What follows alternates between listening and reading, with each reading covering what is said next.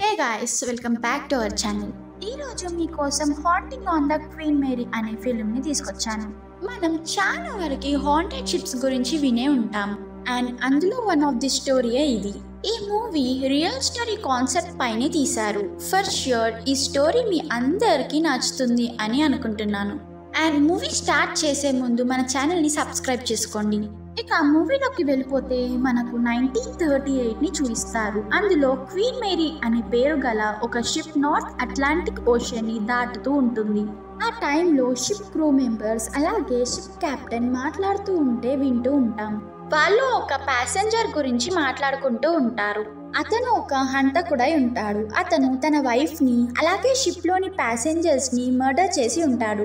So అతన్ని ఆ ship basement లో కట్టేసి ఉంచుతారు. ఇక్కడ విషయం ఏంటంటే అన్ని మర్డర్స్ చేసిన అతనికి కొంచెం కూడా గిల్టీ లేదు. అతన్ని బేస్మెంట్ లో కట్టేసినప్పటి నుండి అసలేం మాట్లాడకుండా ఓన్లీ విజిల్స్ మాత్రమే వేస్తూ ఉంటాడు. అప్పుడే అతని కూతురు వాళ్ళ ఫాదర్ని వెతుక్కుంటూ ఆ బేస్మెంట్ లోకి వస్తూ కట్టేసి ఉండడం చూసి ఆ కట్లను విప్పేసింది.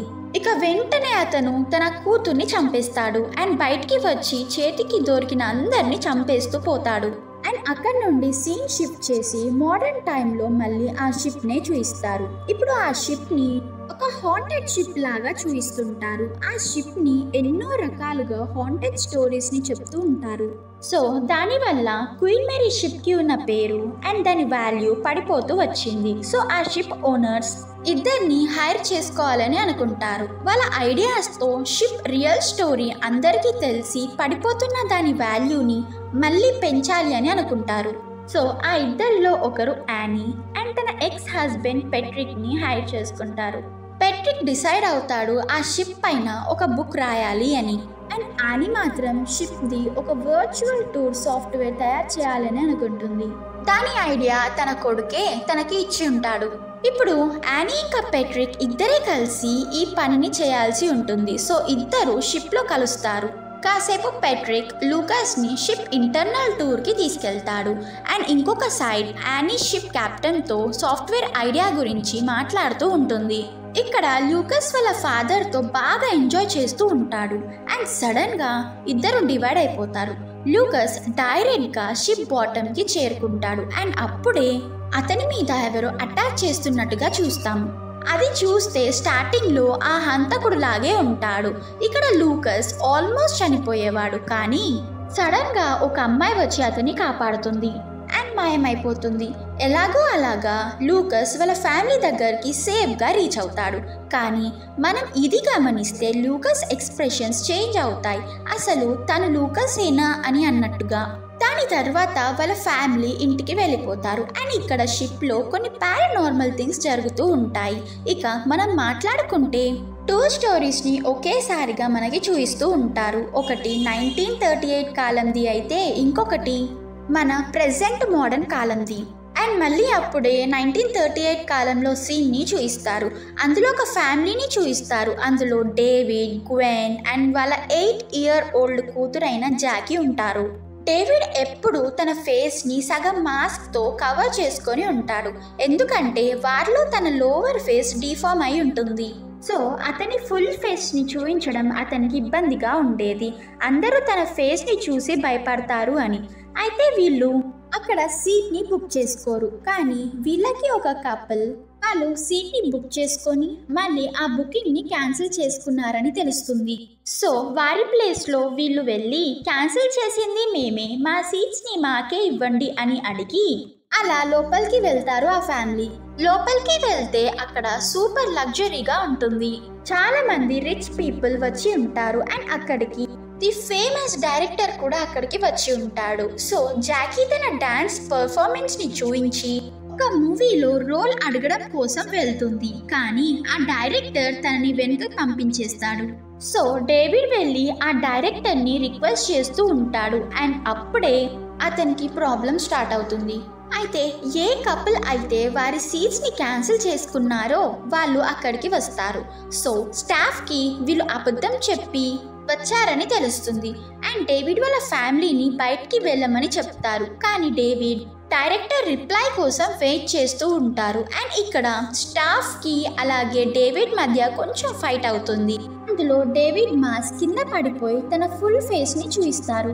అతని ఫేస్ చూడడానికి చాలా భయంకరంగా ఉంటుంది. ఇక అక్కడి నుండి డేవిడ్ ని వాళ్ళ వైఫ్ తీసుకెళ్లిపోతుంది. బట్ జాకీ మాత్రం అక్కడే ఉండి టైం రాగానే తన డాన్స్ ని డైరెక్టర్ కి చూపిస్తుంది. అది చూసిన డైరెక్టర్ ఆల్మోస్ట్ ఇంప్రెస్ అయిపోతాడు. ఇప్పుడు షిప్ లో బాయిలర్ రూమ్ లో కొంచెం డిస్టర్బెన్స్ చూస్తాం. దాంట్లో ఒక స్టాఫ్ మెంబర్ మంట అంటుకొని కాలిపోతాడు. ఇక్కడ డేవిడ్ లో కూడా చాలా చేంజెస్ ని చూస్తాం. లైక్ తన మాట, నడక అండ్ ఆల్ ఆఫ్ సడన్ గా ఒక పెద్ద నైఫ్ ని తీసుకొని తన వైఫ్ అండ్ ప్యాసింజర్స్ పైన అటాక్ చేస్తాడు. ఏదైతే మనం ఫస్ట్ లో మాట్లాడుకున్నామో అదే ఈ సీన్. అండ్ మళ్ళీ ఇప్పుడు ప్రెజెంట్ స్టోరీలోకి వస్తారు. ఇక్కడ యానీ ఇంకా పెట్రిక్ షిప్ లోకి వర్క్ ని కంప్లీట్ చేయడానికి వస్తారు. కానీ కాసేపటికి తెలుస్తుంది వాళ్ళు వాళ్ళ వర్క్ చేయడానికి కాదు, వాళ్ళ కొడుకుని వెతకడానికి వచ్చారు అని. ఇక్కడ లూకస్ పైన అటాక్ చేసింది ఇంకెవరో కాదు, డేవిడ్ స్పిరిటే అయి ఉంటుంది. ఎందుకంటే డేవిడ్ ఆ షిప్ లోనే చనిపోతాడు. బట్ ఎలా అన్నది మనం ముందు చూద్దాం. అండ్ ఇక్కడ లూకస్ ని కాపాడింది ఇంకెవరో కాదు, అది జాకీ స్పిరిటే. జాకీ స్పిరిట్ 1938 నుండి ఆ షిప్ లోనే తిరుగుతూ ఇరుక్కుపోయింది. ఇప్పుడు దొరికిందే ఛాన్స్ అనుకొని లూకస్ ని పొసెస్ చేస్తుంది. అందుకే లూకస్ అలా వియర్డ్ గా బిహేవ్ చేశాడు. యానీకి లూకస్ లో ఉన్న జాకీయే ఇదంతా చెప్తుంది. అండ్ ఇది కూడా చెప్తుంది ఇప్పుడు లూకస్ స్పిరిట్ ఆ షిప్ లోనే ఎక్కడో ఇరుక్కుపోయింది. అందుకే లూకస్ ని కాపాడుకోవడానికి వాళ్ళు ఆ షిప్ లోకి వస్తారు. ఇక్కడ మనకు తెలియాల్సింది ఏంటంటే ఒకటే బాడీలో రెండు ఆత్మలు ఉండలేవు. ఒకటి లోపల ఉంటే ఇంకొకటి బయటికి వచ్చేస్తుంది. అండ్ ఇప్పుడు మళ్ళీ 1938 స్టోరీని చూపిస్తారు. అందులో క్వీన్ మేరీ షిప్ ది భయంకరమైన నిజం బయటపడుతుంది. షిప్ లో అలాంటివి జరగడానికి ఒక పెద్ద రీజనే ఉంది. ఇక్కడ మనం చూస్తే ship staff member, ship captain ఈ మర్డర్స్ అన్నిటి గురించి మాట్లాడుకుంటూ ఉంటారు. అదే టైంలో కెప్టెన్ షిప్ గురించి ఒక డార్క్ సీక్రెట్ ని బయట పెడతాడు. ఏం చెప్తాడు అంటే ఆ షిప్ ని కన్స్ట్రక్ట్ చేసేటప్పుడు ఆ కంపెనీ అంత స్టేబుల్ గా లేకుండేది. ఇంకో ఛాన్స్ తీసుకోలేము అని ఆ షిప్పే వాళ్ళకి లాస్ట్ హోప్ అని ఆ షిప్ కి ఒక హ్యూమన్ సాక్రిఫైస్ ని చేస్తారు. సో దట్ ఆ షిప్ పేరు అండ్ దాని నుండి వచ్చే ప్రాఫిట్స్ ఎప్పుడు పెరుగుతూనే ఉండాలి అని అనుకుంటారు. నథింగ్ బట్ ఆ షిప్ పైన బ్లాక్ మ్యాజిక్ చేశారు. సో ఆ సాక్రిఫైస్ కి ఒక వర్కర్ ఎడ్వర్డ్ అనే అతన్ని సెలెక్ట్ చేస్తారు. అయితే ఆ ఎడ్వర్డ్ ని బలవంతంగా షిప్ లో 2 మెటల్స్ మిడిల్ లో అతన్ని బ్రతికి ఉండగానే చంపేస్తారు. అలా చాలా దారుణంగా అతను చనిపోతాడు. అండ్ ఈ స్టోరీ అంతా కెప్టెన్ కి ఫస్ట్ నుండే తెలుసు. అండ్ ఆల్సో డేవిడ్ అతనే కాదు, ఎడ్వర్డే ఇదంతా చేయిస్తున్నాడని కూడా తెలిసి ఉంటుంది. అసలు ఇక్కడ ఆలోచించాల్సిన విషయం ఏంటంటే అసలు ఎడ్వర్డ్ ఇదంతా ఎందుకు చేస్తున్నాడు అని, అసలు అతనికి ఏం కావాలి అని.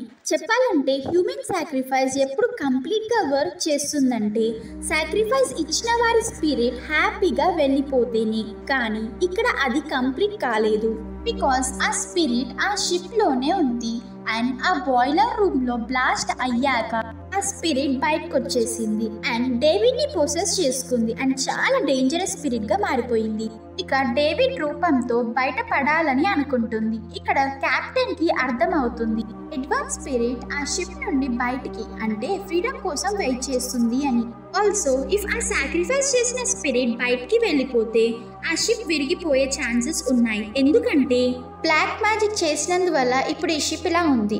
ఇఫ్ ఆ ఎడ్వర్డ్ స్పిరిట్ బయటికి వెళ్ళిపోతే అందులో ఉన్న 1000 మంది ప్రాణాలు పోతాయి. కాబట్టి కెప్టెన్ ఒక గన్ తీసుకొని డేవిడ్ ని చంపడానికి వెళ్తాడు.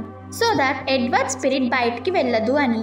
ఆ గ్యాప్ లో డేవిడ్ ఒక చిన్న బోట్ లో నుండి బయటికి వెళ్ళడానికి ట్రై చేస్తాడు. అండ్ అప్పుడే కెప్టెన్ షూట్ చేసి చంపేస్తాడు.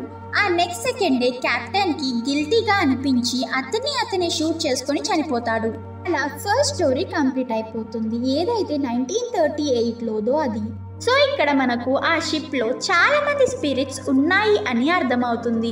వాటికి కావాల్సింది కేవలం ఆ షిప్ నుండి ఫ్రీడమ్. సో ఇప్పుడు ప్రెసెంట్ టైంలో చూస్తే అనీక పెడ్రిక్ ని చాలా స్పిరిట్స్ హాంట్ చేస్తూ ఉంటాయి. అండ్ అప్పుడే వీళ్ళకి తెలుస్తుంది ఈ హ్యూమన్ సాక్రిఫైస్ అప్పట్లో చేసేవారు అని. అండ్ అలానే ఆ కంపెనీ వాళ్ళు ఇక్కడ హ్యూమన్ సాక్రిఫైస్ చేశారు. వాళ్ళిద్దరూ ఇప్పుడు షిప్ లోని పూల్ దగ్గరికి వెళ్తారు. అక్కడే లూకస్ ని జాకీ కాపాడింది. అప్పుడు వాళ్ళకి లూకస్ ది కెమెరా దొరుకుతుంది. అందులోని రీల్ ని వీళ్ళు తీసి పెట్టుకుంటారు. ఎందుకంటే అందులో ఆ అమ్మాయి ఫోటో ఉంది. ఇక్కడ ఇంకో ప్రాబ్లం కూడా ఉంది. అది ఆ షిప్ కెప్టెన్ చార్లెస్ అతను ఆ రీల్ ని ఆ షిప్ నుండి బయటికి తీసుకెళ్లొద్దని అనుకుంటాడు. సో దాట్ ఆ షిప్ కి ఉన్న ఇమేజ్ కి ఎలాంటి ప్రాబ్లం రావద్దు అని. ఇఫ్ ఆ రీల్ బయటికి పోతే ఆ షిప్ కి ఉన్న రెప్యుటేషన్ పోద్ది కాబట్టి. సో చార్లెస్ గన్ని తీసుకొని యానీ ఇంకా పెట్రిక్ ని వెతుకుతూ ఉంటాడు. ఈ విషయం తెలుసుకున్న యానీ ఇంకా పెట్రిక్ ఇద్దరు ఒక్కొక్క వైపు పరిగెత్తుతూ ఉంటారు. అలా యానీ లూకస్ స్పిరిట్ ని ఒక దగ్గర చూస్తుంది. కానీ ఎంత పిలిచినా గానీ లూకస్ తన దగ్గరికి రాడు.